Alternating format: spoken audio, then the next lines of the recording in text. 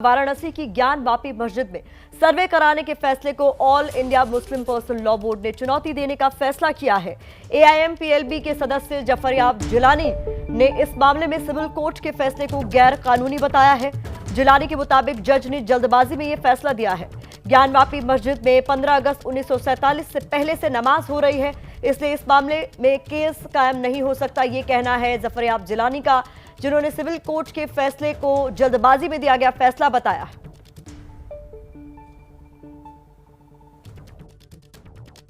यह आर्डर बिल्कुल गैर कानूनी है कई वजह से। पहली वजह तो यह है कि यही मसला इसी मस्जिद का हाई कोर्ट में बहस होकर जजमेंट रिजर्व है, जिसमें यह तय होना है कि ये मस्जिद चूँकि 15 अगस्त सन 47 के पहले से यहाँ नमाज हो रही है, लिहाजा इसके ऊपर मुकदमा नहीं कायम हो सकता, जैसा कि 1991 का प्लेसेस ऑफ वर्शिप एक्ट पे ममानियत है। अभी जब हाईकोर्ट में ये मामला अगर हाईकोर्ट से मान लीजिए तय हो जाए कि नहीं वो एक्ट इस पर अप्लाई नहीं करेगा, तब तो ये बात, हालांकि उसके बाद भी सुप्रीम कोर्ट का दरवाज़ा खुला है, लेकिन अभी तो हाईकोर्ट में ही मामला है। तो इन जज साहब को इतनी जल्दी क्या थी कि इसमें ये बगैर हाईकोर्ट के ऑर्डर का इंतजार किए हुए एक ऑर्डर दे देते। तो इस ऑर्डर को, चूँकि ये गलत ऑर्डर है, इसलिए इसको चैलेंज किया जाएगा। वाराणसी के काशी विश्वनाथ मंदिर और ज्ञान वापी मस्जिद विवाद में कल नया मोड़ आ गया। सिविल कोर्ट ने भारतीय पुरातत्व सर्वेक्षण यानी आर्कियोलॉजिकल सर्वे ऑफ इंडिया से मस्जिद का सर्वे कराने का आदेश दिया है। आपको बता दें कि इसके लिए 5 विशेषज्ञों की एक कमेटी बनाने को कहा गया है, जिसमें अल्पसंख्यक समुदाय के 2 लोगों को भी रखने को कहा गया है। इसके अलावा पंडित सोमनाथ व्यास ने अदालत में याचिका दायर की थी कि मंदिर को तोड़कर मस्जिद बनाई गई है, इसके लिए कोर्ट से सर्वेक्षण की मांग की गई थी। याचिकाकर्ता के मुताबिक 1669 में मंदिर तोड़कर उस जगह पर मस्जिद बनाई गई थी। 2 अप्रैल को इस मामले में बहस पूरी हो गई थी। कल अदालत ने इस पर फैसला सुनाया। अदालत ने अपने फैसले में कहा कि सर्वे से यह साफ हो जाएगा कि आखिर सच्चाई है क्या।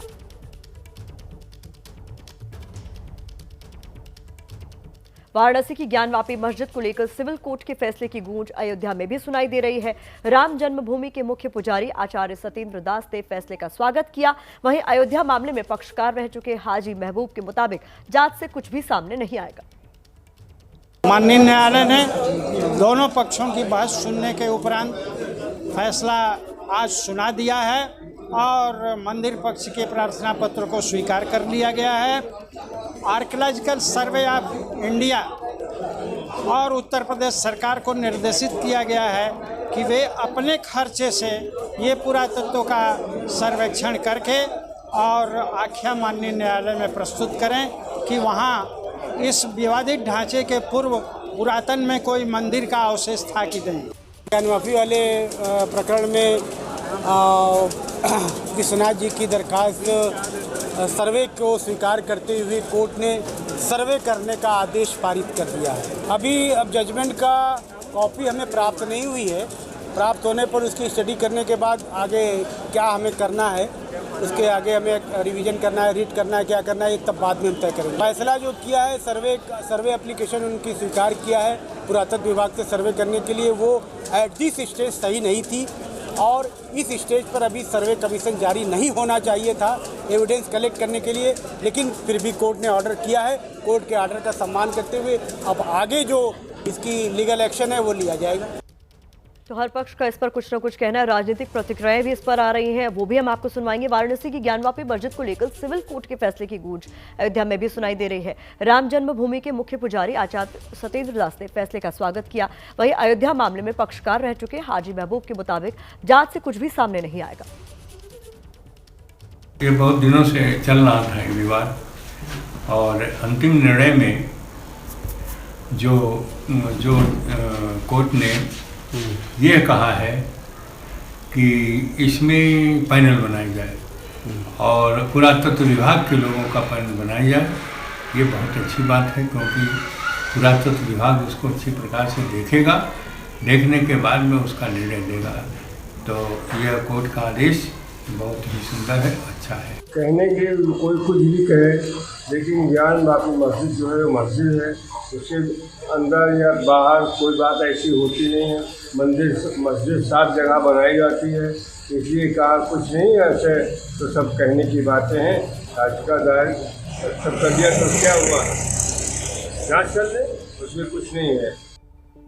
तो कोर्ट के फैसले के बाद इस पर राजनीतिक प्रतिक्रियाएं भी सामने आ रही हैं। बीजेपी ने एक तरफ जहां फैसले का स्वागत किया है, तो समाजवादी पार्टी ने बीजेपी पर हिंदू मुस्लिम एकता में दरार डालने का आरोप लगा दिया।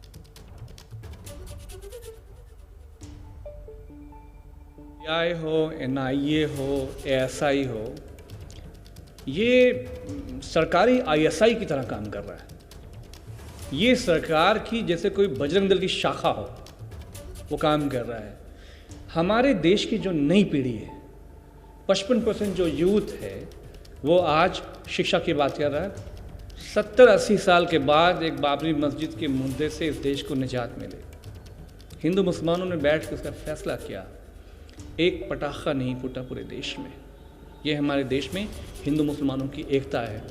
लेकिन दोबारा भारतीय जनता पार्टी, प्रधानमंत्री नरेंद्र मोदी जी उस एकता में खटास डालने का काम कर रहे हैं।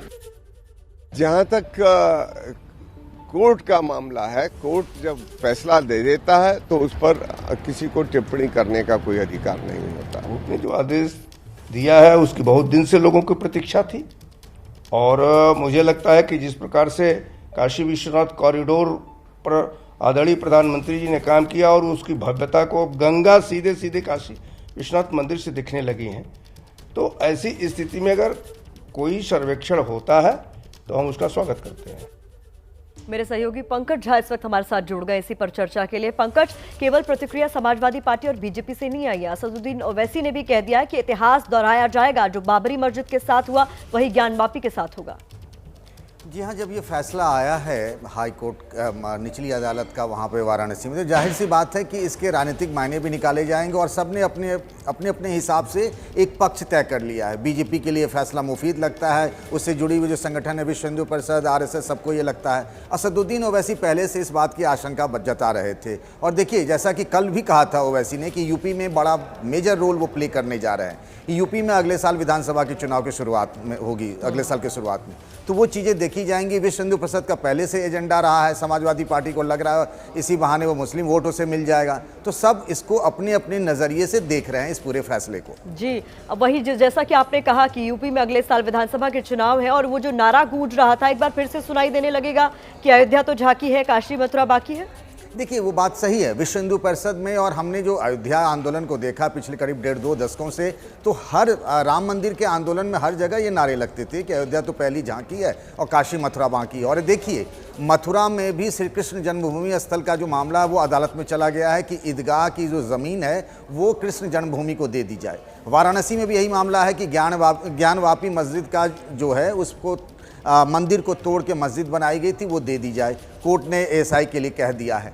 तो लेकिन जो संघ प्रमुख मोहन भागवत की हम बात करें तो वो कह चुके हैं कि ये जो राम मंदिर बनाना उनका मेन काम है, वो चाहते हैं भव्य राम मंदिर बने। उससे अभी तक उनकी वो कह रहे हैं कि अभी उनके एजेंडे में काशी और मथुरा नहीं है, लेकिन एक मोमेंटम तो मिल गया है। ये जो फैसला आया है उसके बाद से एक मोमेंटम मिल गया है और कई तरफ से इसके लिए स्वर उठ रहे हैं। और अब देखिए कि हरिद्वार में कल जो है विश्व हिंदू परिषद के मार्गदर्शक मंडल की बैठक है, उसमें भी इस पर चर्चा होने की संभावना है। प्रतिमा जी, जैसा कि पंकज, कोर्ट ने कह दिया है कि एएसआई जांच करे और उसमें जो 5 सदस्यों की टीम गठित की गई है, ऐसा भी संभव है, बहुत हद तक मुमकिन है कि जब वहां पर सर्वेक्षण के लिए जाए टीम, कुछ ऐसा मिले जिससे विवाद खड़ा हो जाए।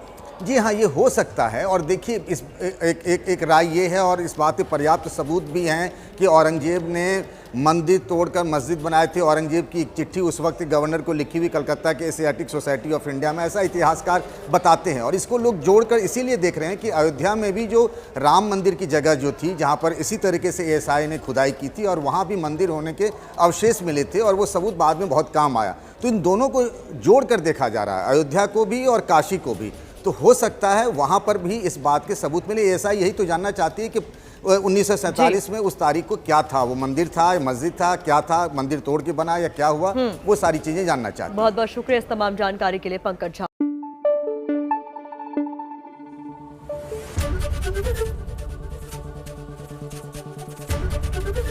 एबीपी न्यूज आपको रखे आगे।